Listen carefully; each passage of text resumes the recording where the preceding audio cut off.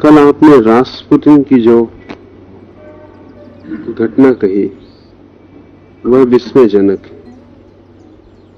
हमने तो अब तक यही सुना था कि सब शक्ति जब जागती है, उसे चाहे कुंडलनी कहें या त्रिनेत्र, तब उसकी अग्नि में मनुष्य के सभी मैल, सभी कलुष जल जाते और वह शुद्ध और पवित्र हो जाता है। इस संबंध में कुछ बातें महत्वपूर्ण हैं। एक, शक्ति स्वयं में निष्पक्ष और निरपेक्ष। शक्ति न तो शुभ है और न अशुभ। उसका शुभ उपयोग हो सकता है, अशुभ उपयोग हो सकता है। दिए से अंधेरे में रोशनी भी हो सकती है और किसी के घर में आग भी लगाई जा सकती। जहर से हम किसी के प्राण भी ले सकते हैं और किसी मरणासन्न व्यक्ति के लिए जहर औषधि भी बन सकता है। शक्ति सभी, भौतिक या अभौतिक, निष्पक्ष और निरपेक्ष, क्या उपयोग करते हैं इस पे परिणाम निर्भर होंगे। शुद्ध अंतःकरण न हुआ हो, शक्ति उपलब्ध हो सकती है, क्योंकि शक्ति की कोई शर्त भी नहीं कि शुद्ध अंतःकरण हो तो ही उपलब्ध होगी। अशुद्ध अंतःकरण को भी उपलब्ध हो सकती है, और अक्सर तो ऐसा होता है कि अशुद्ध अंतःकरण शक्ति को पहले उपलब्ध कर लेता है, क्योंकि शक्ति की आकांक्षा भी अशुद्धि की ही आकांक्षा है। शुद्ध अंतःकरण शक्ति की आकांक्षा नहीं करता, शांति की आकांक्षा करता है। अशुद्ध अंतःकरण शक्ति की आकांक्षा करता है, शांति की नहीं। शुद्ध अंतःकरण को शक्ति मिलती है, वो प्रसाद है, वो परमात्मा की कृपा है, अनुकंपा है।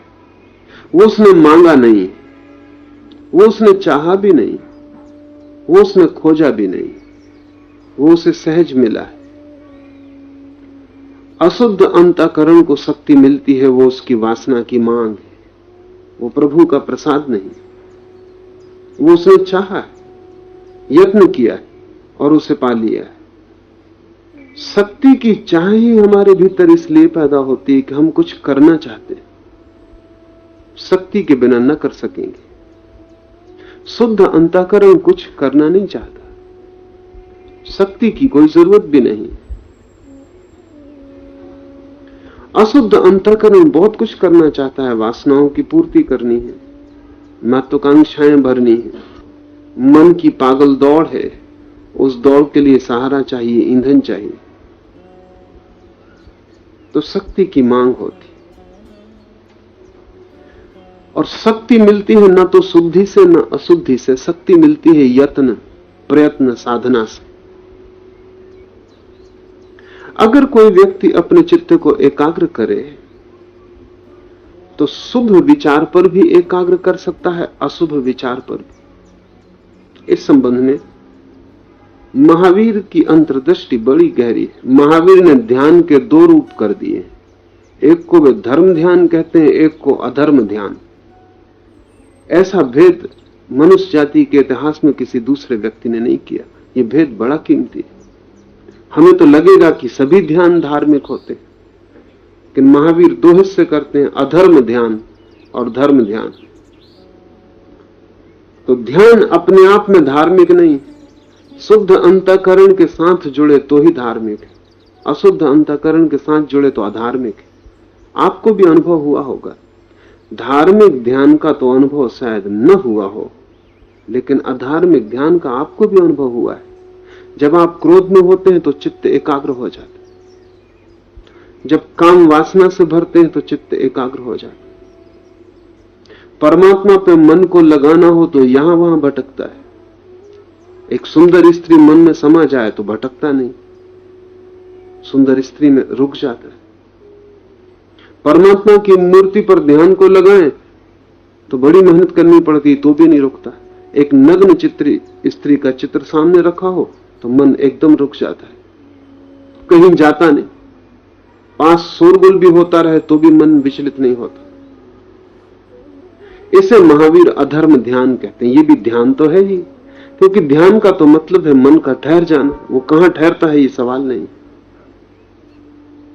जब आप क्रोध में होते हैं तब मन ठहर जाता है, इसलिए आपको अनुभव होगा कि क्रोध में आपकी शक्ति बढ़ जाती।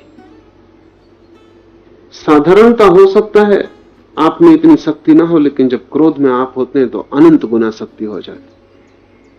क्रोध की अवस्था में लोगों ने ऐसे पत्थरों को हटा दिया है जिनको सामान्य अवस्था में वो हिला भी नहीं सकते। क्रोध की अवस्था में अपने से दुगने ताकतवर आदमियों को लोगों ने पछाड़ दिया है, जिनको साधारण अवस्था में वो देख के भागी खड़े होते।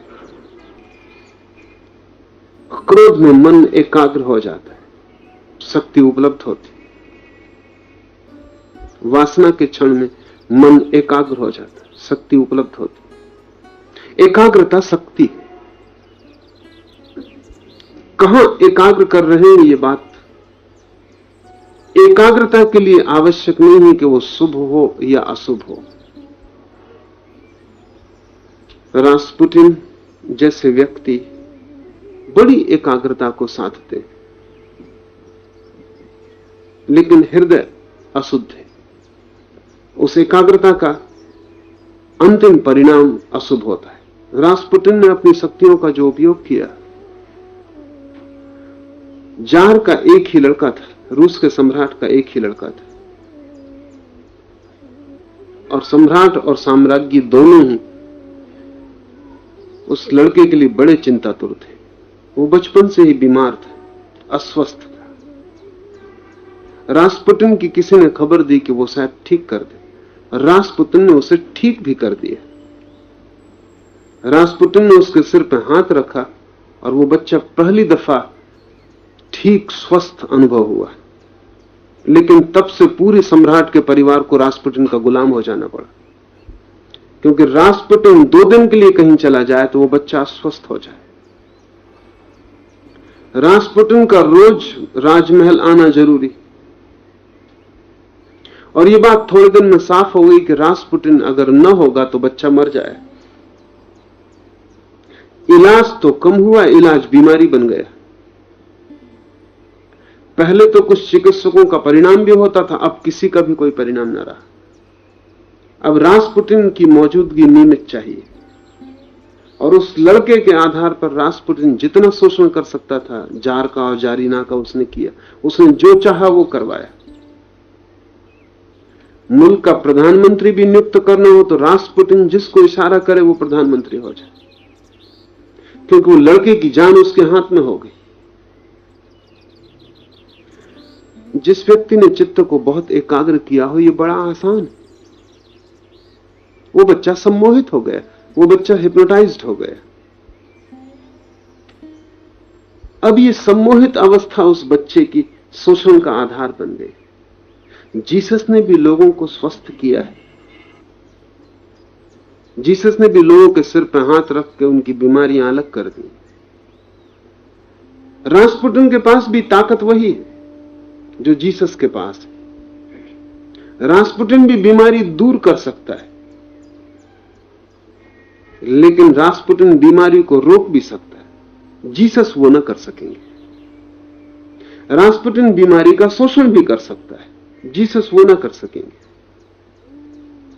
हृदय शुद्ध हो तो वही शक्ति सिर्फ चिकित्सा बनेगी। हृदय अशुद्ध हो तो वही शक्ति शोषण भी बन सकती। कठिनाई हमें समझने में यह होती है कि अशुद्ध हृदय एकाग्र कैसे हो सकता है। कोई अड़चन नहीं। एकाग्रता तो एक कला है, मन को एक जगह रोकने की कला है।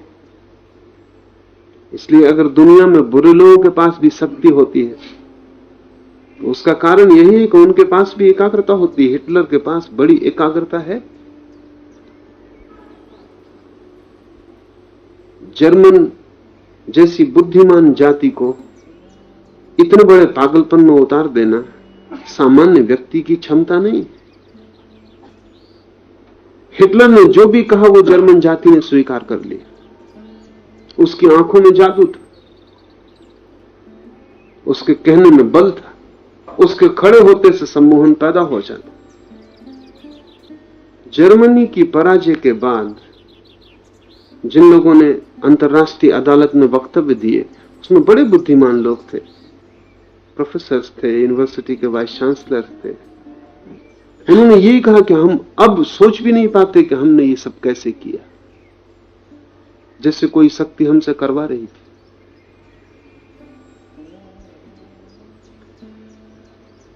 दुनिया में बुरे आदमी के पास भी ताकत होती है, भले आदमी के पास भी ताकत होती है, ताकत एक ही है। बुरे आदमी के पास हृदय का यंत्र बुरा है, वही ताकत उसके बुरे यंत्र को चलाती। ये बिजली दौड़ रही, इससे बिजली भी चल रही है, पंखा भी चल रहा है। पंखा खराब हो, बिजली वही दौड़ती रहेगी, लेकिन पंखे में खड़बड़ शुरू हो जाएगी। पंखा बहुत खराब हो तो टूट के गिर भी सकता है और किसी के प्राण भी ले सकता है। कसूर बिजली का नहीं। मनुष्य तो एक यंत्र है, शक्ति तो सभी परमात्मा की है, चाहे बुरे आदमी में हो चाहे भले आदमी में हो। शक्ति का स्रोत तो एक ही है। राम में भी वही स्रोत है, रावण में भी वही स्रोत है। रावण के लिए कोई अलग मार्ग नहीं है शक्ति को पाने का, उसी महास्रोत से रावण भी शक्ति पाता है, जिस महास्रोत से राम शक्ति पाते। शक्ति के स्रोत में कोई भी फर्क नहीं है, लेकिन दोनों के हृदय में फर्क है। एक के पास शुद्ध हृदय है, एक के पास अशुद्ध हृदय है। उस अशुद्ध हृदय में से शक्ति विनाशक हो जाती, शुद्ध हृदय से शक्ति निर्मात्री सृजनात्मक हो जाती। शुद्ध से जीवन बहने लगता है, अशुद्ध से मृत्यु बहने लगती।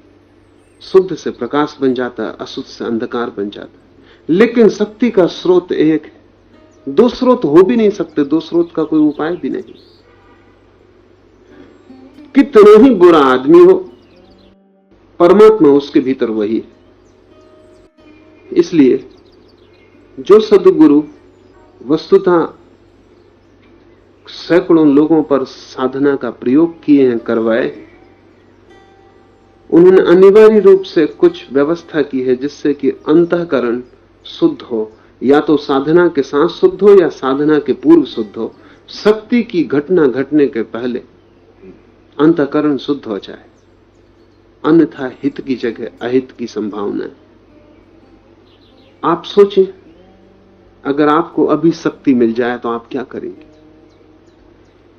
अगर आपको एक शक्ति मिल जाए कि आप चाहें तो किसी को जीवन दे सकें और चाहें तो किसी को मृत्यु दे सकें, तो आपके मन में सबसे पहले क्या ख्याल उठेगा? शायद ही आपके मन में ख्याल उठे कि मित्र को मैं शाश्वत बना दूं, लेकिन शत्रु को नष्ट कर दूं, यह ख्याल पहले उठेगा। वो जो अंतःकरण भीतर है, जैसा है वैसे ही ख्याल देगा। अगर आपको ये शक्ति मिल जाए कि आप अदृश्य हो सकते हैं, तो आपको ये ख्याल शायद ही आए कि अदृश्य होकर जाऊं और लोगों के पैर दबाऊं, सेवा करूं। मैं नहीं सोचता कि ख्याल भी आ सकता। अदृश्य होने का ख्याल आते से किसकी पत्नी को आप ले भागे, किसकी तिजोरी खोल लें। जहां कल तक आप प्रवेश नहीं कर सकते थे वहां कैसे प्रवेश कर जाएं, वही ख्याल आएगा। सोचने भर से कि आपको अगर अदृश्य होने की शक्ति मिल जाए तो आप क्या करेंगे, एक कागज पे आप बैठ के आज ही रात लिखना, तो आपको ख्याल में आ जाएगा कि अभी शक्ति मिल नहीं गई, सिर्फ ख्याल, लेकिन मन समझाना शुरू कर देगा कि क्या करना। और शक्ति अशुद्ध को भी मिल सकती है, इसलिए शक्ति के स्रोत छिपा के रखे गए। सीक्रेसी योग, तंत्र और धर्म के आसपास इतनी गुप्तता का कुल कारण यही है, क्योंकि शक्ति का स्रोत गलत आदमी को भी मिल सकता है, खतरनाक आदमी को भी मिल सकता है। और जब भी कोई भी विज्ञान, चाहे आंतरिक चाहे बाह्य, ऊंचाइयों पर पहुंचता है तो खतरे शुरू हो जाते। अभी पश्चिम में विचार चलता है कि विज्ञान की जो नई खोजें हैं वो गुप्त रखी जाएं, अब उनको प्रकट न किया जाए। क्योंकि विज्ञान की नई खोजें अब खतरे की सीमा पर पहुंच गई, बुरे आदमी के हाथ में पड़ सकती, पड़ ही रही, क्योंकि राजनीतिज्ञ के हाथ में पड़ जाती सारी खोज। आइंस्टीन जिसने हाथ बटाया अणु शक्ति के निर्माण में, उसने कभी सोचा भी नहीं था कि हिरोशिमा और नागासाकी में 1-1 लाख लोग जल के राख हो जाएंगे मेरी खोज। आइंस्टीन ने मरने के पहले किसी ने पूछा कि तुम अगर दोबारा जन्म लो तो क्या करोगे, तो उसने कहा मैं एक प्लम्बर होना पसंद करूंगा बजाय एक वैज्ञानिक होने के, क्योंकि वैज्ञानिक होकर देख लिया कि मेरे माध्यम से, मेरे बिना जाने, मेरी बिना आकांक्षा के, मेरे विरोध में, मेरे ही हाथों से जो काम हुआ उसके लिए मैं रोता हूं। क्योंकि शक्ति तो खोजता है वैज्ञानिक और राजनीतिक के हाथ में पहुंच जाती, और राजनीतिक शुद्ध रूप से अशुद्ध आदमी, वो पूरा अशुद्ध आदमी है, क्योंकि उसकी दौड़ ही शक्ति की है, उसकी चेष्टा ही महत्वाकांक्षा है, दूसरों पर कैसे हावी हो जाए। तो आइंस्टीन ने अपने अंतिम पत्रों में अपने मित्रों को लिखा है कि भविष्य में अब हमें सचेत हो जाना चाहिए और हम जो खोजें वो गुप्त रहे। ये ख्याल पश्चिम को अब आ रहा है, लेकिन हिंदुओं को ये ख्याल आज से 3000 साल पहले आ गए। पश्चिम में बहुत लोग विचार करते हैं कि हिंदुओं ने, जिन्होंने इतनी गहरी चिंतना की, उन्होंने विज्ञान की बहुत सी बातें क्यों न खोजी। चीन को आज से 3000 साल पहले यह ख्याल आ गया कि विज्ञान खतरनाक है। चीन में सबसे पहले बारूद खोजी गई, लेकिन चीन ने बम नहीं बनाए, फुलझड़ी फटाके बनाए। बारूद वही है, लेकिन चीन ने फुलझड़ी फटाके बना के बच्चों का खेल, इससे ज्यादा उनका उपयोग नहीं किया। ये तो बिल्कुल साफ है कि जो फुलझड़ी फटाके बना सकता है उसको साफ है कि इससे आदमी की हत्या की जा सकती, क्योंकि कभी कभी तो फुलझड़ी फटाके से हत्या हो जाती। हर साल दिवाली पे न मालूम कितने बच्चे मुल्क में मरते हैं, अपंग हो जाते हैं, आंख फूट जाती, हाथ जल जाते। तो 3000 साल पहले चीन को फटाके बनाने की कला आ गई। बम बड़ा फटाका है, लेकिन चीन ने उस कला को उस तरफ जाने नहीं दिया, उसको खेल बना दिया। जैसे ही यूरोप में बारूद पहुंची कि उन्होंने तत्काल बम बना लिया। बारूद की ईजाद पूरब में हुई और बम बना पश्चिम में। हिंदुओं को, चीनियों को 3000 साल पहले बहुत से विज्ञान के सूत्रों का ख्याल हो गया और उन्होंने वो बिल्कुल गुप्त कर दिए। वो सूत्र नहीं उपयोग करने। न केवल विज्ञान के संबंध में बल्कि धर्म के संबंध में भी हिंदुओं को, तिब्बतियों को, चीनियों को, पूरे पूरब को कुछ गहन सूत्र हाथ में आ गए और ये बात भी साफ हो गई कि ये सूत्र गलत आदमी के हाथ में जाएंगे तो खतरा है। तो उन सूत्रों को अत्यंत गुप्त कर दिया। जब गुरु समझेगा शिष्य को इस योग, तब वो उसके कान में दे देगा। सीक्रेसी, अत्यंत गुप्तता और गुह, और वो तभी देगा जब वो समझेगा कि शिष्य इस योग हुआ कि शक्ति का दुरुपयोग न होगा। इसलिए जो भी महत्वपूर्ण है वो शास्त्रों में नहीं लिखा हुआ है। शास्त्रों में तो सिर्फ अधूरी बातें लिखी हुई। कोई भी गलत आदमी शास्त्र के माध्यम से कुछ भी नहीं कर सकता।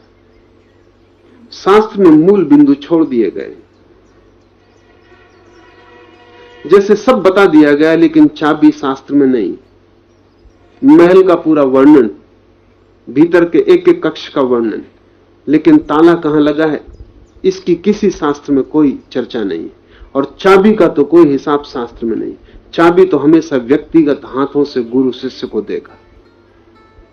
जिसको हम मंत्र कहते रहे और दीक्षा कहते रहे, वो गुप्तता में जो जानता है उसके द्वारा उसको चाबी दिए जाने की कला है, जिससे खतरा नहीं, जो दुरुपयोग नहीं करेगा और चाबी को संभाल कर रखेगा जब तक कि योग्य आदमी न मिल जाए।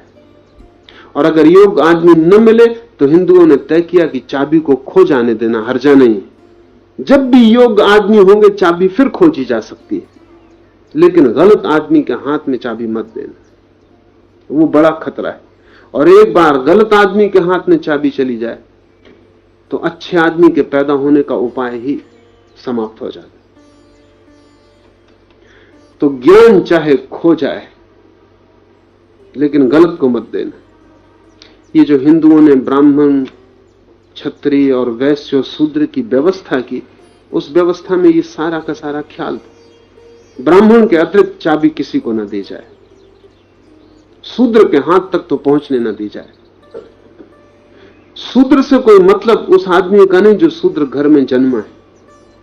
हिंदुओं का हिसाब बहुत अनूठा है। हिंदुओं का हिसाब यह कि पैदा तो हर आदमी शूद्र ही होता है। शूद्रता तो जन्म से सभी को मिलती, इसलिए ब्राह्मण को हम द्विज कहते हैं। उसका दोबारा जन्म होना चाहिए, वो गुरु के पास फिर से उसका जन्म होगा। मां बाप ने जो जन्म दिया उसमें तो शूद्र ही पैदा होता है, उससे कोई कभी ब्राह्मण पैदा नहीं होता। और जो अपने को मां बाप से पैदा होकर ब्राह्मण समझ लेता है, उसे कुछ पता ही नहीं। ब्राह्मण तो पैदा होगा गुरु की सन्निधि में, वो दोबारा उसका जन्म होगा, वो ट्वाइस बार्न होगा। इसलिए हम उसे द्विज कहते हैं, जिसका दूसरा जन्म हो गया। और दूसरे जन्म के बाद वो अधिकारी होगा कि गुरु उसे जो गुह है, छिपा है, वो दे। जो नहीं दिया जा सकता सामान्य को, वो उसे दे, वो उसकी धरोहर होगी। इसलिए बहुत सैकड़ों वर्ष तक हिंदुओं ने चेष्टा की कि उनके शास्त्र लिखे ना जाएं, कंठस्थ किए जाएं, क्योंकि लिखते ही चीज सामान्य हो जाती, सार्वजनिक हो जाती, फिर उस पर कब्जा नहीं रह जाता, फिर नियंत्रण रखना असंभव। और जब लिखे भी गए शास्त्र तो मूल बिंदु छोड़ दिए गए। इसलिए आप शास्त्र कितना ही पढ़ें, सत्य आपको नहीं मिल सकेगा। सब शास्त्र पढ़ के आपको अंततः गुरु के पास ही जाना पड़ेगा। तो सभी शास्त्र गुरु तक ले जा सकते हैं बस, और सभी शास्त्र आप में प्यास जगाएंगे और बेचैनी पैदा करेंगे, और चाबी कहां है इसकी चिंता पैदा होगी। और तब आप गुरु की तलाश में निकलेंगे जिसके पास चाबी मिल सकती।